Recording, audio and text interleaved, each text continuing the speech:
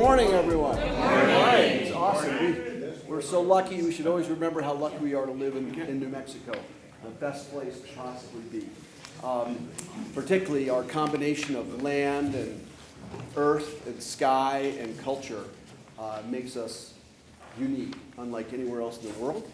And we're going to talk a little bit about those very things today as we discuss the project, the Crestview Bluff project. So good morning, everyone. My name is Dave Simon. I'm the Director of the Parks and Recreation Department for the City of Albuquerque. It's wonderful to see this great turnout for a very, very important community project. And we look forward to giving you an update on where that project stands, where it may go, and of course to get your feedback on how the community sees this and how you would like us to represent your views as this moves forward. Quickly, I'm just going to go over the agenda very quickly. We're going to hear, of course, first from City Council President Pena and County Commissioner Quezada, who have histories, of course, in advocating for this project. After their comments, I'm going to ask Chris Green, who's in the back of the room with Consensus Planning, to do a very quick summary and overview of a draft site assessment. And he's going to sort of present the kind of findings of this draft site assessment. It's a draft so that we can, again, get your input on it. That report was requested by the County Commission and the City Council, and we'd like to finish that report, present it to the commissioners and the councilors so they can just sort of see the factors and the issues involved in this project. After Chris makes his short presentation, and we'll use some graphics to do that. There's also a copy of, at least one copy of the draft report on every table, I believe. Then we can answer some general questions about the project, particularly about the land side of it. And then following that, we'd like to engage with your more detailed comments and suggestions on the site itself. And we want to do that in the following way. Toward the tail of the meeting, we're going to use the back three tables of the room. We're going to have city and county staff at each of those tables. We have index cards, and you'll be able to kind of engage a little bit more specifically in a more detailed way on your views on the site, what you might like to see there, or what you might not want to see there. So we have a number of city and county staff here I'm going to introduce who will be there to take your comment at the last part of the meeting. So that's kind of how we'll roll today, if that's okay. Before we then get started, I'm going to introduce a few more folks, important folks in the room. Of course, we have State Representative Garcia here as well, so great to see you. And John Barney is the Director of the Planning Section for the County Parks and Open Space Department. John. David Flores is the Division Manager for our Design and Planning and Design and Development Division at City of Albuquerque's Parks and Recreation Department. Let's see, Christina Sandoval is a planner also with City Parks and Recreation. And have I missed any staff? I don't think so. Okay. Charisse Quezada, who is policy and staff analyst for Councilor Pena. Right. Michelle. Oh, hi, Michelle. Okay, there you are. Thank you. Who works with Commissioner Quezada. Great.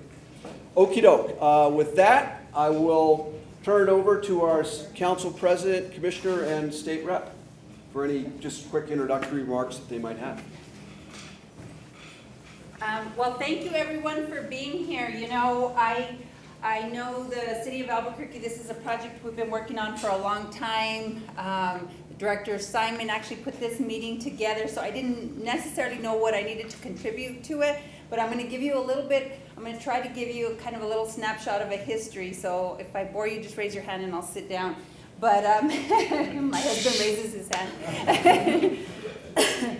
So Crestview Bluff, before being elected, I used to be part of the Southwest Alliance of Neighbors, which is a coalition of neighborhood associations south of I-40 and west of the river.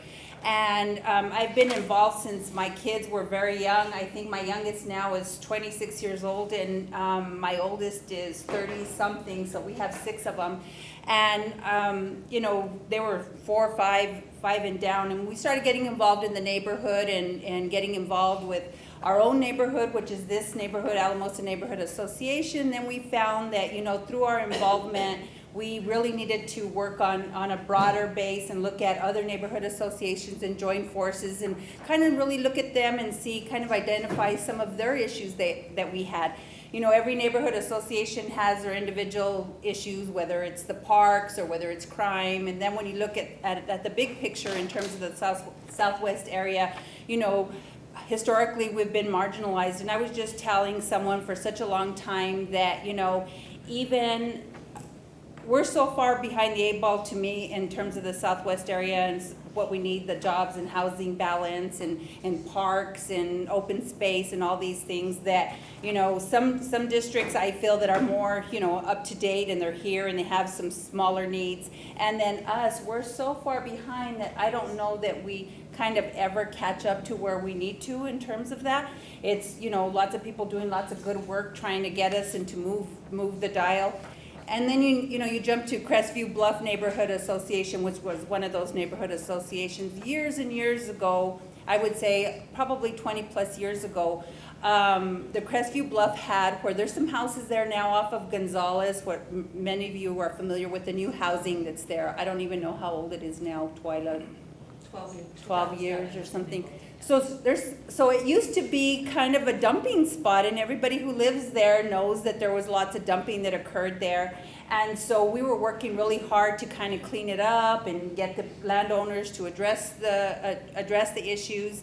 And then the neighborhood association said, you know, it would be nice if we had, because Crestview Bluff is kind of bound, the boundaries are Old Coors and kind of the Arenal Drain, right? So in between there, I don't know exactly how many houses are there. You could shout it out if you want, Twyla. 650. And they really don't have a park, and for their kids to be able to access kind of a park, they would actually have to cross Central to come over here, which is, they feel has been dangerous. So they, so what we did is we worked with that, and then a developer came in, the community came up with an idea that they wanted that to turn into a park. And then if you've been there, they have some of the most spectacular views of the city, probably the best. And you know, the neighbors said, well, this would be nice to preserve this and turn it into either recreation, open space for families to enjoy and for people throughout the city to be able to enjoy. And so unfortunately, you know, a developer came in and they developed and built all those beautiful houses. They're a nice asset to the community. And then so the community's kind of just been with this idea that, you know, we're going to turn this other part before we lose this asset into some kind of recreation open space. So over the years, the neighborhood association, other members from other neighborhood associations has supported their effort and went out and advocated for dollars to make sure that this happened. Twyla, who is, she's been there, I think, since the houses have been there, but she's really kind of taken the bull by the horns and really kind of moved the dial and got the neighborhood association to kind of regroup. And through that, they've actually acquired lots of dollars to see about buying it. And one of the things that I did when I went into office is I did a study, and that study actually was one of these things, well, can it be done? Should it be done?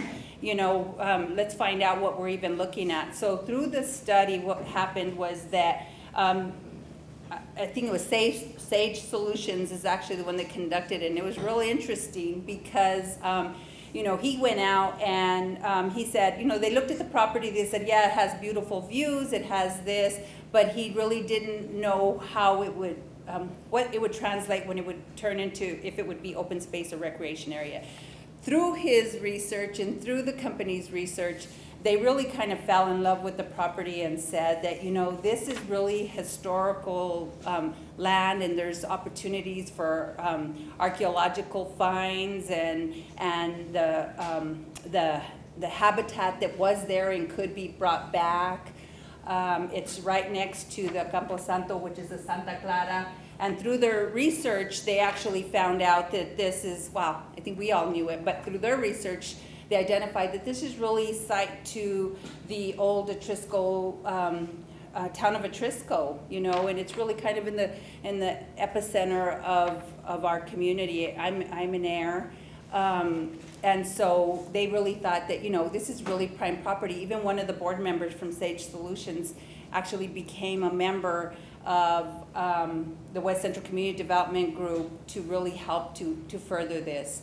So without knowing exactly what David's gonna do here today, you know, I think the neighborhood really just wanted to hear from people, and there's landowners who may or may not want to sell, who don't think it's a good idea, you know. So I think the neighborhood association is open just to have a dialogue about what should happen there. Should it all, should part of it, should you know, should they not do anything? I'm not sure, you know, I think they can speak later maybe. Yeah. In terms of that, but this has been, for me, a 20-plus year project, working with the neighborhoods, and I know they care about the community just as much as anyone else, and I think that they're really trying to do something that wouldn't benefit just that neighborhood, but the city as a whole. So with that, I will stop talking. I didn't see anybody raise their hand other than my husband to shut up, but I'll shut up now. And I'll introduce, you know, I just have to say that I really give Commissioner a lot of credit. He had to work out of town, and he's actually, I really appreciate that he made it a priority to not miss this meeting, and he's been on a plane all night to be here. So thank you, Commissioner.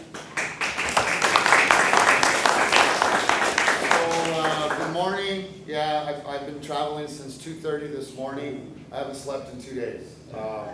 But this is what's important to us. These are the things, like Dave said, that this is what makes, you know, Albuquerque unique to many cities. I'm in a different city probably every other weekend performing, and you know, Albuquerque is unique in so many ways and in so many things, and so that's important to me. I grew up on the bottom of Pat Hurdy, and I thought we had the baddest view ever. And then someone took me over to the Crestview Bluff and found out that we didn't have the nicest view. That Crestview Bluff actually has, you know, the nicest view from the west side. And so for me to preserve stuff like that for forever is the, you know, when we're talking about open space, that belongs to all of us and to every generation who follows us forever. I don't know if you've seen the news recently, but I and John Barney here, we just bought the Anderson Farm, which is the largest open space purchase in the history of probably of New Mexico, I would have to say, definitely in the Rio Grande Valley. And if you're not familiar with Anderson Farm, it's the big farm right on the other side of Las Estancias down in the South Valley. Huge farm, huge historic piece of property. And you know, as we know, development is trying to find a way into our agricultural land. And I have made a promise to my constituents that I would not support that and that I would keep Albuquerque unique to that. And so if you look at my voting record, I voted against any kind of development on any agricultural land in the South Valley. But I'm a West Sider, and I'm from the West Side. And so my commitment to the West Side has to be just as strong as it is to the South Valley. And like our counselor said, there's not many opportunities for great open space for us on the West Side, as you know. Historically, they just have built a bunch of homes and left big dirt lots where there's supposed to be jobs and businesses. We're working on that. We're working to change that. You know, our priority is infill, and some is coming, but our priority has to be all the others, like parks, open space, all the amenities that every other part of Albuquerque has. And so I did not go to sleep last night. I got on a car and I drove to an airport 2.5 hours, and I got on a plane and I made it here because it's that important to me. And it should be that important to you. So I'm hoping that we get a lot of great information. I probably won't be able to stay for the whole thing, because if you see me snoring over here, I guess that's not very effective. But I will get the information that they do acquire that Dave gets today, and we will look at it in our office. And look, I will fight which way you decide to go. I'm just hoping that today we decide to save something for the history and forever here in Albuquerque. And again, I'm gonna say one of the nicest or the nicest view, right? I wanna go to the Heights and say, yeah, you don't have the nicest view. You look this way, right? You look at us in the desert over here, and we look this way and see the beautiful mountains and the beautiful city. And I truly believe we have the best views on this side of town. And, you know, and I just really would like to preserve it. So thank you for all of you for showing up this morning. I know it's not just inconvenient to me. This is everybody's Saturday morning. So thank you so much for showing up, and I'll either turn it back to Carissa or to Dave. Let me just make a quick introduction. If Representative Garcia would like to say a few words, you know, this gentleman here also fights very hard for the area and for the South Valley, and you know, we get frustrated because, you know, this whole game that we got into is, I didn't realize what kind of game it really was, but he knows it very well, and he's a great representative. So, you know, please, a hand for Representative Garcia. Gracias, buenos días de Dios. The first time I got involved with kind of this concept of the bluff, and I've represented this area since '97, and it had to do with some basically stolen cars going down the bluff, homeless squatters setting fires right along the drainage ditch or the canal. And the main contact person was Mr. Cobos. So what we did is we kind of got the city to basically put a lock on that gate. I think it comes off of Gonzalez. And then we got the Conservancy and the county to work together on putting the gate on Foothill to keep vehicle traffic from coming into this area. And so that solved some of the problems that we were having. And we'd see fires in there going up almost on a weekly basis. And then not too long ago, maybe about 5-6 years ago, some people from the Crestview Bluff Neighbor Association approached me and asked if I could do some funding to basically look at acquiring this parcel. And so I did. We put in some funding. It was an initial funding. I don't think it was much, somewhere between $150,000 to $200,000. The thing is that I had to reauthorize that money last year. So there's $200,000 that we have put into this project for purchase that's been in there. This year, we appropriated $175,000 for the project.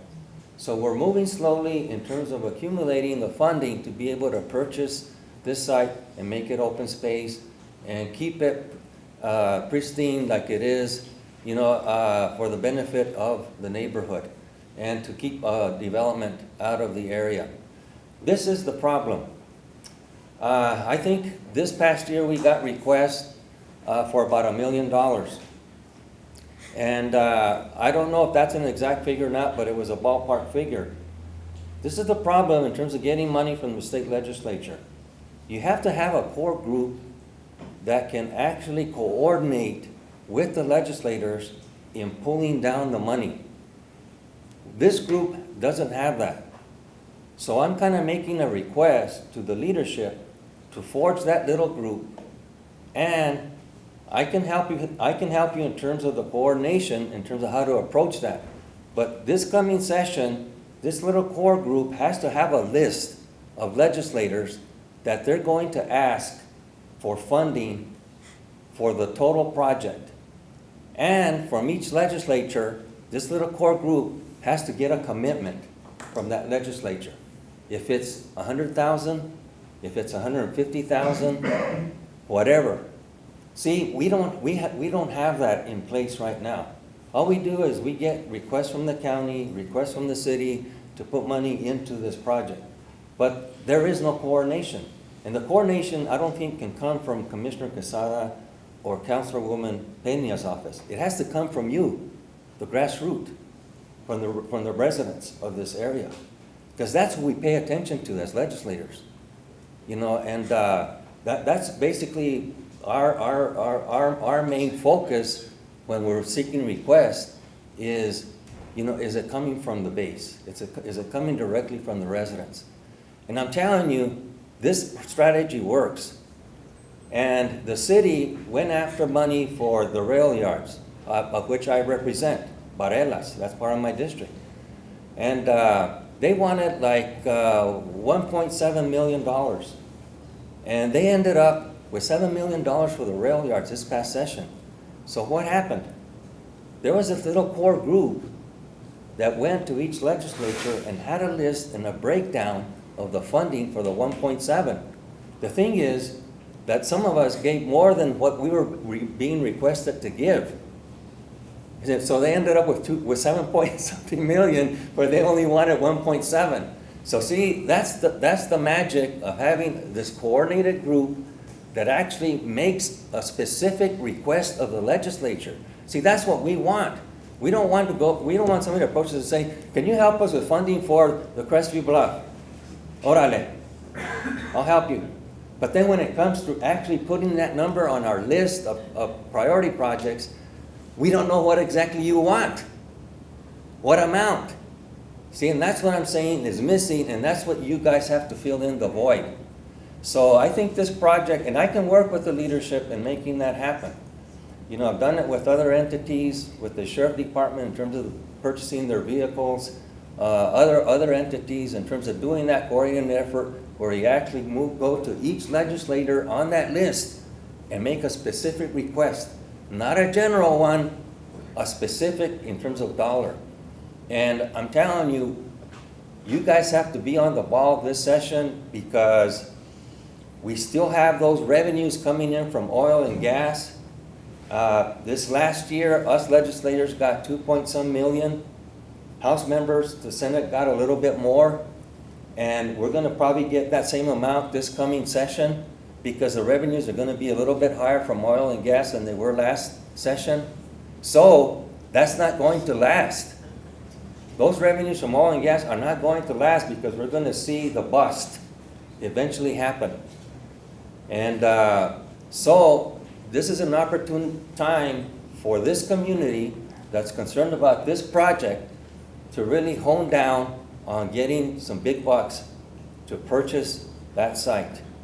And I'm willing to kind of help coordinate and help make it happen. But it needs your involvement and your direct confrontation with those legislators. And I'm happy for you folks because I know the problems we've had with that open space. And even though some of those problems have been resolved, there's no telling what might happen in the future. So I really would want to extend a warm-handed cooperation to the property owners that have property along this area, this targeted area, to really cooperate with the city and the county in collaboration with some of the funding that us legislators are going to get to be able to make this a reality. And we're not just blowing hot air, to you property owners, because we are committed. As a legislative body, we are committed to procuring the funding, to give you market value, for your property and make it a reality. So thanks again. Que Dios los bendiga.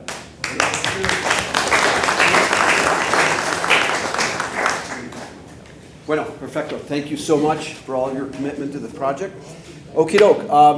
I'd now like to introduce again Chris Green from Consensus Planning.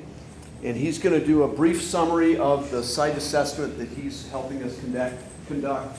And what we'll also do, Chris, is we'll put the website address where you can view the draft report online. So we'll write that up on the board here shortly. Take it away, and we'll hold some questions till you've kind of made your way through the basic presentation. Okay? Now, we'll keep it very brief. Again, my name is Chris Green. I'm a principal landscape architect with Consensus Planning. We're an Albuquerque-based land use planning and landscape architecture firm. We were tasked by the city to look at the physical properties of this site with a bent towards what are the development opportunities for the site.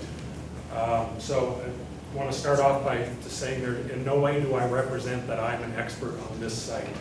I know many of you have probably walked this site for many, many years and know more about it and know the intricacies of this site way more than I do. So I just want to make clear, I'm a consultant, and we've walked the site a number of times and done our research. And so essentially, we looked at the zoning for the site. The existing land use is obviously vacant. And I guess I'd back up. I assume everybody knows exactly the piece of property that we're talking about, from Central Avenue basically down to the Santa Clara Cemetery. All that open space with the great views. So we looked at the soils and the topography and all of the utilities, everything that basically feeds into how and what you would develop the site as. So essentially, everything looks good for development of the site. The utilities, there's water available nearby if we wanted to do any kind of irrigation. There's limited opportunity for any kind of sanitary sewer if any other kind of built facilities were to be proposed for the site. The drainage basically would need to be captured on site. There is essentially no drainage outfall. The Arenal Canal is not a drainage facility. Obviously, it's an irrigation facility. So those are kind of the technical pieces of the property, with the views again being the kind of the money shot for this piece of property. You cannot beat those. Vegetation is fairly typical West Mesa native landscape. I think there's some areas that are somewhat denuded that would need to be revegetated and such. There's obviously already some existing trails and utility vehicle tracks around the site that would need to be dealt with. But the opportunities are really, somewhat endless from a very passive standpoint, passive recreation, open space trails, picnic facilities of that nature. I don't think as much as Pat Hurley Park is a huge amenity for this area, I don't think this is the spot necessarily to recreate a Pat Hurley Park here. I think this is really a more of a truly a passive revegetated area. And I guess with that said, the main issue that I see is, as a consultant walking the site, is the amount of trash that's there. I'm sure if you've been on the site, you've noticed that. I think that the biggest thing going forward would be to do some environmental assessments and get a better picture of what's happening with that trash. A lot of it is surface trash, but there are areas that are clearly been there for many, many years and really don't know how deep that trash goes, whether there really is an environmental concern with it or whether it's a matter of just scraping it and taking it off site. But I think those are the physical attributes of the site. I don't know if you've all looked at the draft document, and again, make it clear, in capital letters, that is a draft. It's something that we wanted to prepare with our, first with our eyes, represent it out to the public, have you all take a look at it, give us your input, and then we'll go back and finalize the document and present it to the city and county folks to move forward with it. We did prepare, and I think it's one of the last couple pages of the document, is a kind of a quick idea of what potentially could happen with the site. It is primarily overlook structures and mostly trails, somewhat improved trails, some trails that I think we would want to close off and revegetate. And then looking at potentially a parking area off of Central Avenue. I think the goal would generally be to not draw a lot of traffic through the neighborhood to the west of the site. So I think having access off Central Avenue is probably the best idea, and then having pedestrian access coming in through Churchill and Gonzalez.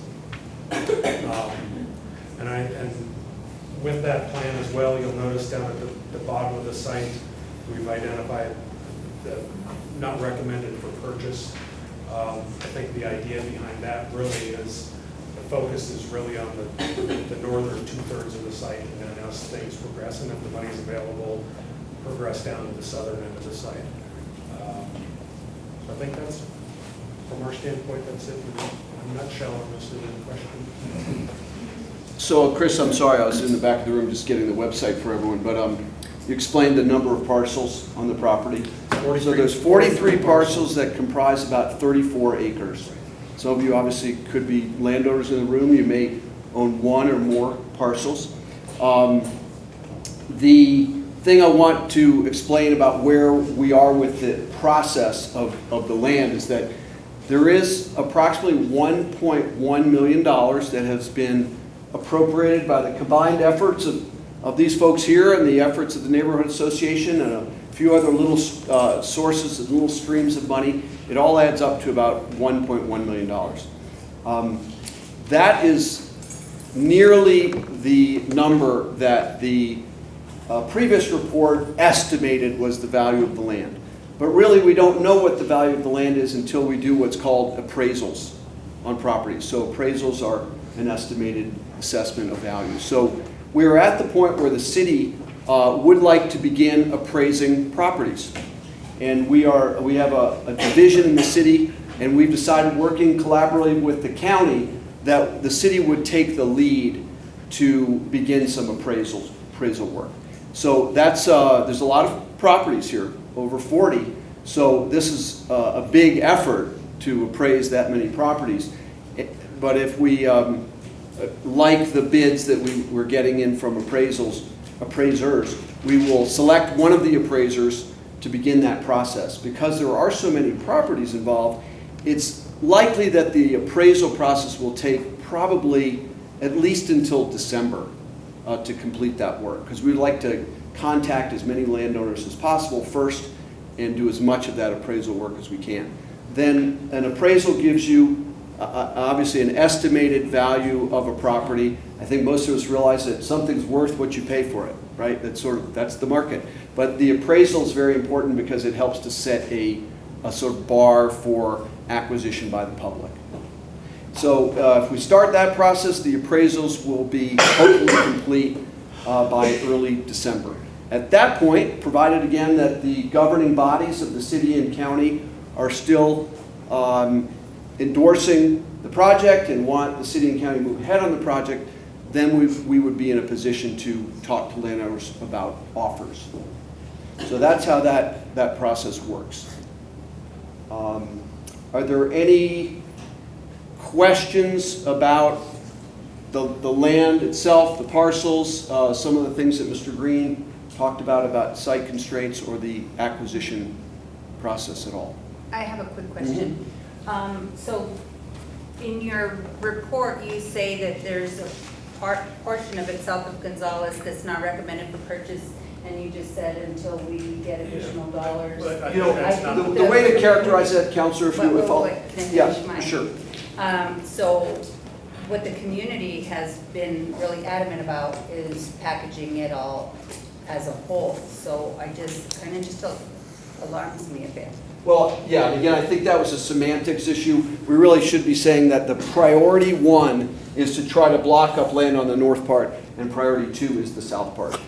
With this many parcels, it's kind of, you have to be opportunistic, and if you're going to start acquiring, we would want to be discussing these things with willing sellers, ideally. So it's not that it's not completely not recommended. It's just the priority is try to block up here first, but we also have to see what the appraisals tell us about how much the lands are worth. How does that match up with the dollars we have? And then we would, of course, try to do as full a protection job as we can. Excuse me. Yes, ma'am. Well, the owner from the lower part wants to start building, and we have like an urgent thing to purchase that one. Lower, by you mean the southern part here? Is that Vista Pacifica? Yeah, so there are 3 parcels here where there are already some level of development on them already, if I'm not mistaken. And the guy that says he owns it already built 3 houses on the bottom and says he's going to build 72 houses there. And that he has a developer, so. Well, these areas I think are in the county, if I'm not mistaken. Is that correct, John? Yes. Would you want to talk a little bit about what process would have to be followed for a development project like that? Sure, I can speak briefly to that. I'm John Barney, I'm the planning manager for Parks and Recreation Open Space. And upstairs above me, as Commissioner knows and Michelle knows, we have the whole planning department that deals with all our planning processes. I do more facility planning processes, but even for our projects, we have to go through what's called an entitlement process. So if he wanted to, this gentleman wanted to develop that property, he's going to have to go through a process of getting a special use permit or some other kind of zone change to build that density that he's discussing with you. So that's a pretty intensive process. It also involves the community at various points in the process. They have a chance to really speak out as to whether this is an appropriate change to the zoning. So it's not although you may talk about it as like this is going to happen, it's not something that could just happen just like that. I'm not saying it couldn't happen. I'm just saying that it's a fairly in-depth process, and along the way, not only is there's an opportunity for the community to weigh in on it, but there's also an opportunity, if the community or the neighborhood association does not like what the results are from going through the entitlement process, and they can actually pursue, neighbors can actually pursue it up to district court. So there's lots of ways to actually. I've been through a couple of those on properties where we wanted to do something, and the community did not want to, so we had to kind of work through that whole process. So I'm just saying, it's although I mean we feel imminent, I mean we all don't want to lose or feel that certain parts of of this open space could be developed right away. That's just not going to happen right away. It's a fairly lengthy process, and you all, as organized community members, have a real opportunity to affect that outcome. So I just wanted to share that with you. Yes, sir. My name is Nelson Gallegos. I'm a member of the Crestview Bluff Neighborhood Association. I'm asking this question more for everyone's benefit, but what you have written in the study is just a recommendation. It is not the hard process they're going to follow to acquire the land. I mean, in other words, it could possibly happen that we do start purchasing at the south end. Yes, you could. Okay. Right. First, first thing, we do have to do the appraisals first, because that provides the sort of the starting point for a conversation with the landowner.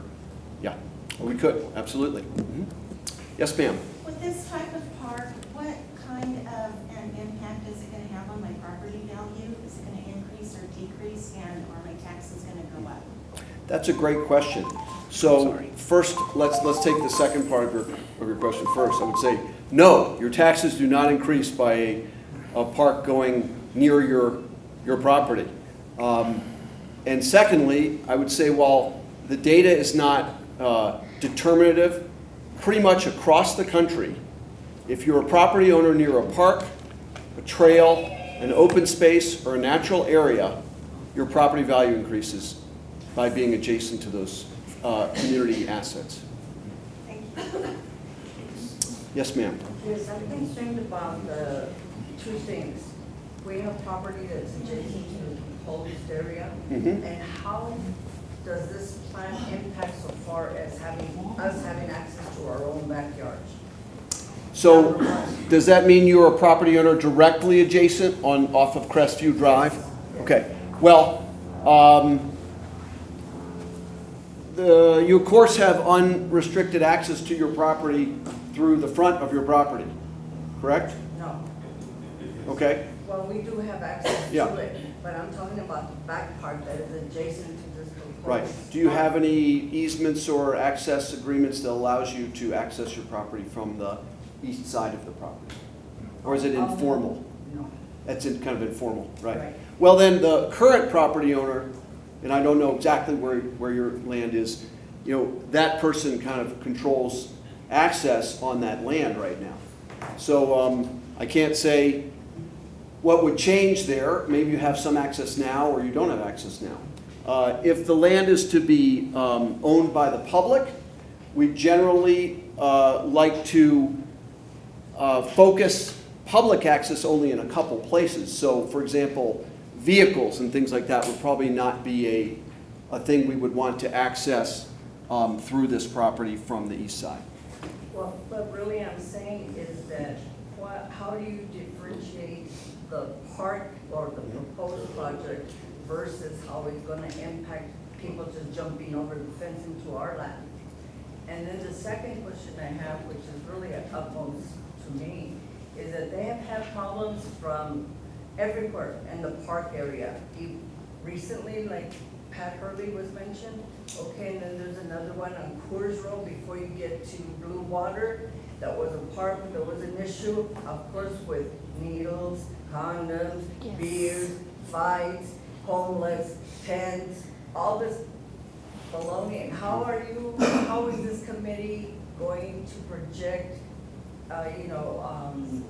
deterring that type of Right. activity? It's a great question. I would say, for starters, that some of those problems exist now on the property. I was gonna say. So we, and as the counselor described some of the history of the property, if something doesn't have value in the community, it's not perceived as being valuable to the community, often it becomes marginalized. That happens to people sometimes too, unfortunately. But when you place a value on a place, it clearly states the community cares about it, and then different behaviors and values get associated with it. So I think for the most part, in general, when an area comes under a park management kind of thing, conditions generally improve. So I think the times we've seen what we've seen going on right now on the property right now, very confident that a lot of that activity would be deterred and removed from the site just by the presence that would exist. Now, are there problems in parks throughout the city with some of those issues? Absolutely.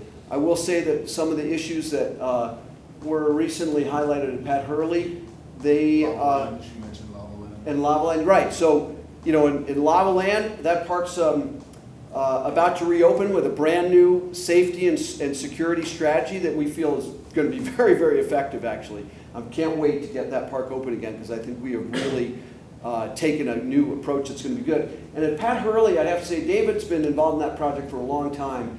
And when you compare what Pat Hurley was like some years ago to today, how would you kind of talk about that? It's a different park, I go out there and you see women use it by themselves. You don't see that in a lot of the places. And that to me, I don't get that appreciation because, I don't know, I'm not a woman, right? But I can't always appreciate what you all have to go through to be safe out there. And I just do whatever I want. When I see women by themselves in a park, which notorious, I went to West Mesa and that's the park, right? So when we've changed those things and created amenities like those stairs and like other things there, playground, the other improvements, with other improvements, let's just say just general improvements, and it shows that we have value and that we're trying to reinvest and make changes in our community, and if we do it right and we do it smart, good things happen. Well, may I also add the defecation and urination of all these homeless people, in those areas hasn't stopped. As far as the news is concerned, most recently that's been an issue, and that's why a lot of the parks don't even have bathrooms. I mean, they don't have bathrooms for people. Why? Because I asked them, and they said that it was because it was a liability with the people who use drugs, put needles in there, leave needles, and there was recently, at the time that I asked, a child that was poked with a needle.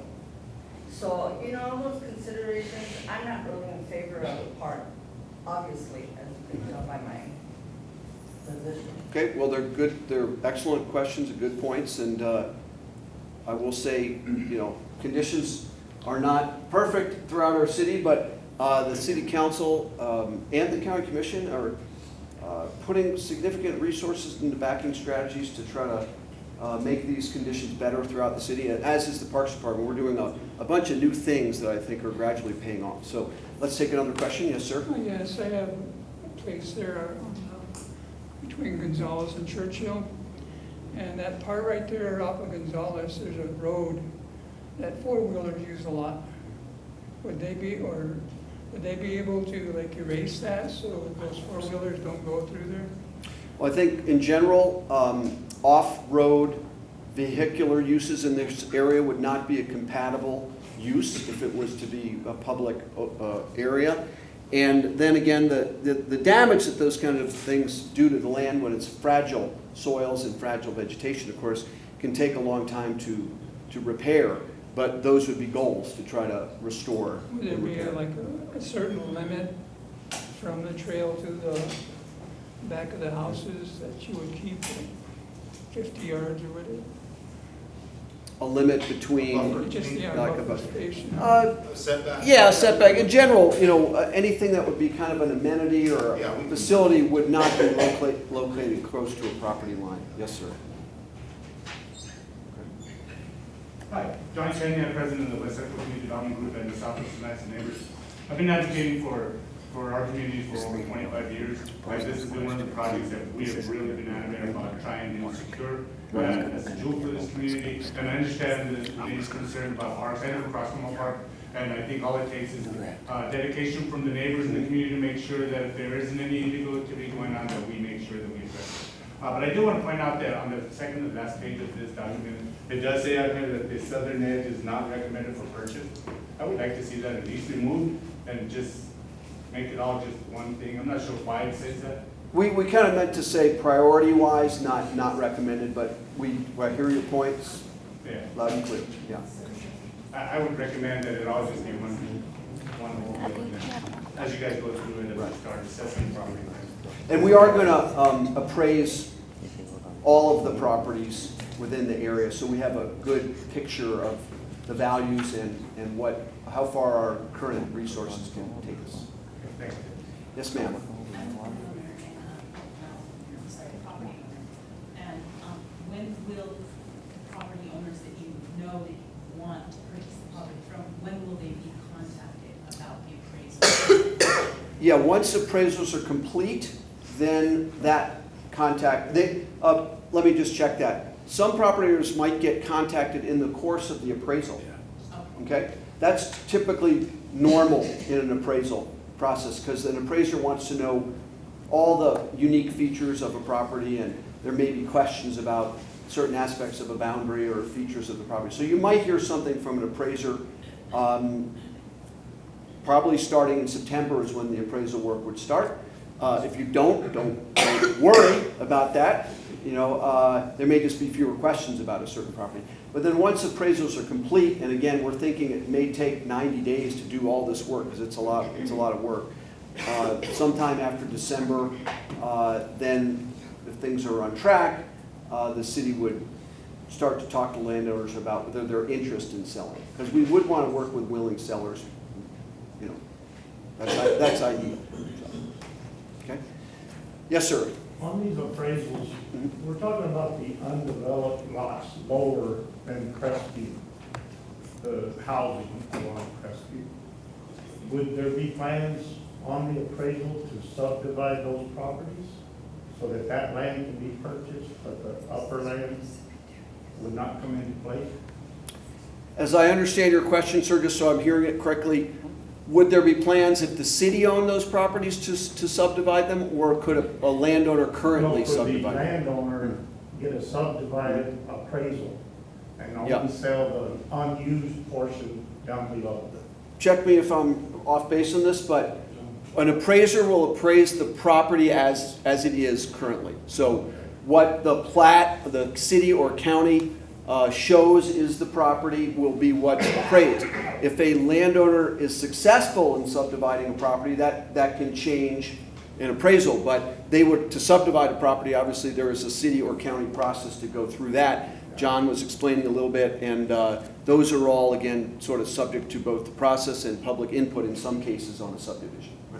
Yeah. Howard, anything else you want to add? No, based on the zoning, there's a certain lot size, minimum lot size you can do. But yeah, if a property owner wanted to subdivide during or before the appraisal process, that They could could do that. impact the appraisal. Right. But after the fact, that's. So there's no plans from the city to start the subdivision? No, sir. In fact, if the city were to acquire land, for the most part, subdivision, at that point, subdivision's not something the city. Well, in fact, typically what we do is replat it to one Right, parcel. to one. Yeah.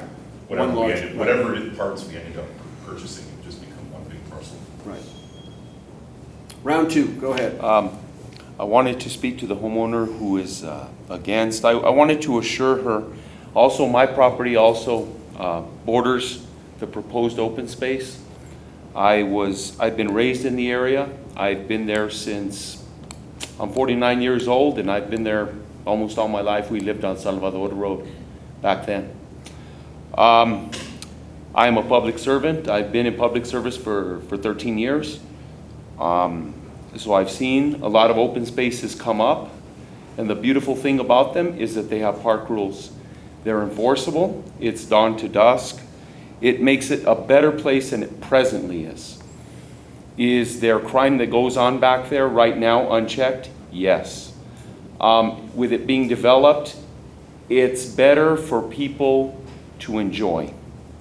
I don't have all the answers, and I realize you still have questions. I understand that. But I think that for all those neighbors who border it, thereabouts 3 years ago on Crestview, there was an undeveloped space of land. People used to drive their vehicles back there and do bad. So is it better for there to be park rules so we can call the police and say, hey, somebody's in that park right now? I think it is. Than to just leave it undeveloped and more needles, more crime. Bad things go on back there. I know that because, as I say, I used to walk back there. I'd hear some bad things, and I understand. You still have issues. No. But I think I have experience. I've lived in that area for 20 years. I've lived there longer than 20 years. Fires back there, we reported. Yes, ma'am. There was a battle between that city, that's county, and the fires going on, and that's the issue. I understand, but ma'am, with there being park rules dawn to dusk. Hold on, please let me finish. Yes, ma'am. No, and with respect, I agree. Thank goodness that's why it's America. It's a beautiful thing that we have that opinion. I think with park rules, it's better, it's safer. There will be less ATV traffic back there. There will be less crime back there, and there are set rules which make it easier to enforce. I personally, as a landowner, think that's a win for us as a neighborhood. I thank you for being here. I just kind of want to add to that because, I think, through the dialogue, we're really going to be able to find out what really happens with this property. But one of the things that I get from lots of you guys that are here, some that aren't, is that, we've really been talking about how do we do, if nothing were to happen and the property stayed there and they didn't develop and we didn't do the open space, I get calls about fires, I get calls about people staying there, I get calls about trash and debris. So, I had met even with some of the folks from the city to talk about how do we do like a major enforcement in that area so that the property owners can pick up all their trash. And I really don't want to put that kind of burden on those property owners because I know that all that trash isn't necessarily a result of what they've done, So it's really one of those really tricky situations on how do we find the balance in all of this, and if it were to get developed and actually just be developed in homes there, I've talked to some of the property owners and I said, if it does turn into a development, man, that's going to be a beautiful place for those houses to be, and I hope they really do a quality project.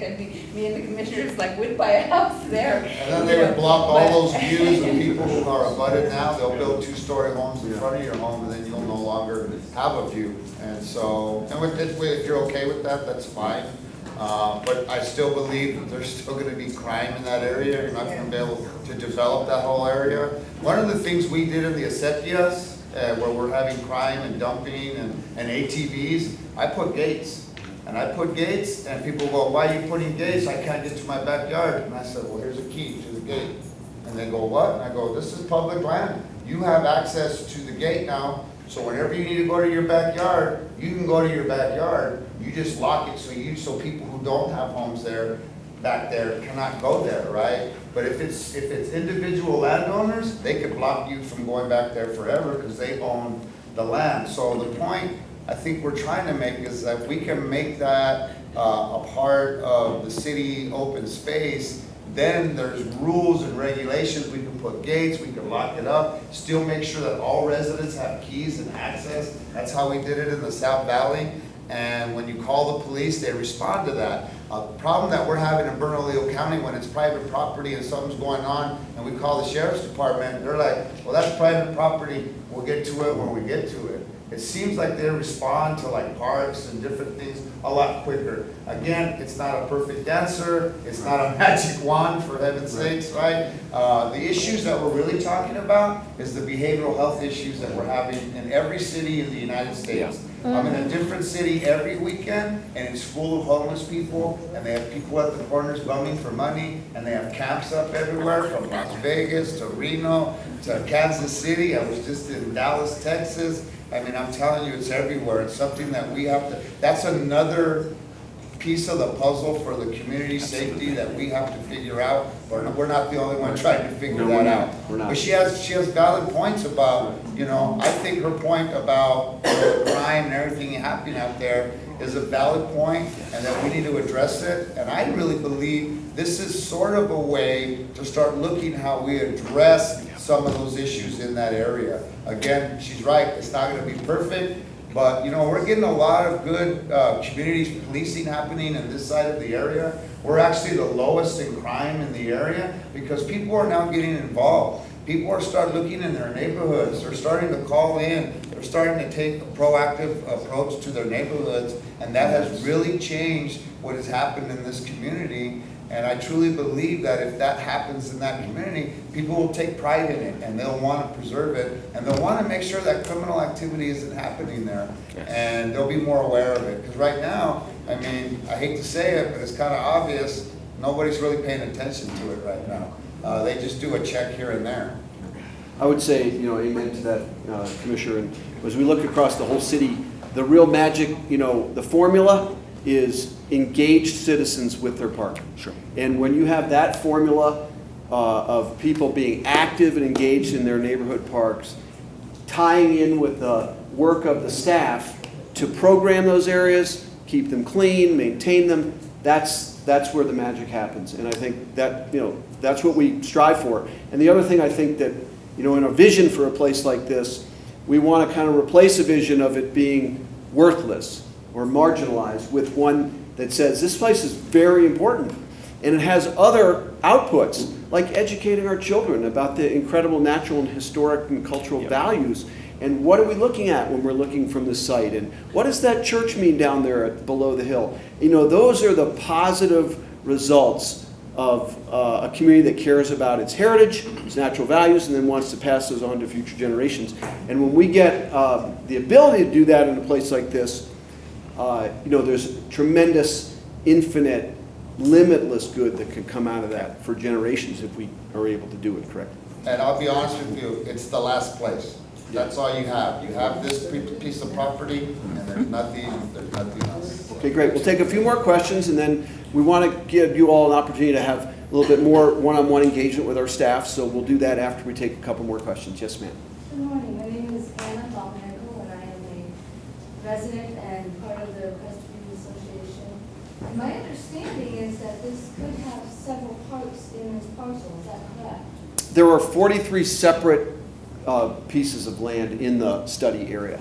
All I want to say is, as far as parks go, because I'm encouraged to have one of those, is that are we going to be inclusive of all people, including special needs families? That's my concern. We take those inclusivity issues very seriously at the city and the county. Of course, we model those as values, but it also happens to be the law. So we want to comply with the law, but most of the time we try to go beyond that, actually. So I can just say the answer to your question is by and large, yes. You know, if we're going to have facilities here that are available to the public, they have to meet the Americans with Disabilities Act standards. Okay. I saw one other question I thought back. Yes, ma'am. Okay. I just wanted to second what Clarissa said a while ago, is that I think we're behind in the South Valley, and we're usually, I mean, we just keep going and nothing good happens. There's parks all over the city, beautiful, the park beyond, and I tell everybody we're playing 200-year catch-up. what are we doing in the South Valley? We need to We're have 200 some years pride. behind. Yeah. As a commissioner, I just put water in Los Padillas. They didn't have water. Yeah, my mommy's having water. So Yeah, we're always playing catch up. That's the hard part. But for some of these projects, I think we're looking ahead, right? We need to get with the program. Other people live in nice places, nice parks, the drugs and everything will. And it's in their area too, just so you know. It's everywhere. It's all up in the heights and it's everywhere. There's nowhere, you can't escape it, unfortunately. And we have to figure out how to fix it. We do. But right now, the bluff looks lovely. Yeah. Yeah. It'll be beautiful for us, you know? What are we doing? What are we gonna leave our kids? That's the fight for today, or that's the discussion for today. I'm gonna go, but thank you all so much for your passion, for your concern for the community, right? Because we're trying to, we're just not trying to punish people. We want to try to help people fix the problem, because we know that works better than the other that they've done historically. I probably don't have to go into that, but we're trying to move in a more progressive way when we're looking at our problems in this area, and you guys are the answers to that solution. You're the people that we work for. So I'm looking forward to hearing your input and getting your information, and I can promise you that I'm gonna do my best to do the best for you. Okay. Okay. Bueno. So let's again thank you to our elected officials and Representative Garcia. Yeah. Okay. In terms of seizing the opportunity, in terms of the reality of capital outlay monies being available at the state legislature, I definitely would urge the city and the county to look at making these southern properties part of the whole project instead of focusing on the northern end and then moving on to the southern end, especially if you guys are looking at the legislature to maybe offset the cost and needing our assistance. So I would again echo the comments of the councilwoman to really look at. Well, here's the good news. If the appraisals move forward on a timely basis, we will have a better, much more realistic sense of what these lands are worth to you as landowners and to the public, and we'll have that information prior to the legislative session, which is beneficial to us going into that. So, ladies and gentlemen, thank you again for coming. You don't have to leave yet. If you have specific more comments, you'd like to engage with us a little bit more one-on-one, Christina, please raise your hand. Chris Green, please raise your hand. I'm Dave. We have two Daves and a John, and we're going to spread out at the back three tables, and we're happy to take your comments orally, or if you want to write something down on an index card or answer another question, we're happy to do that. Thank you again so much for coming. Thank you all for coming. Okay.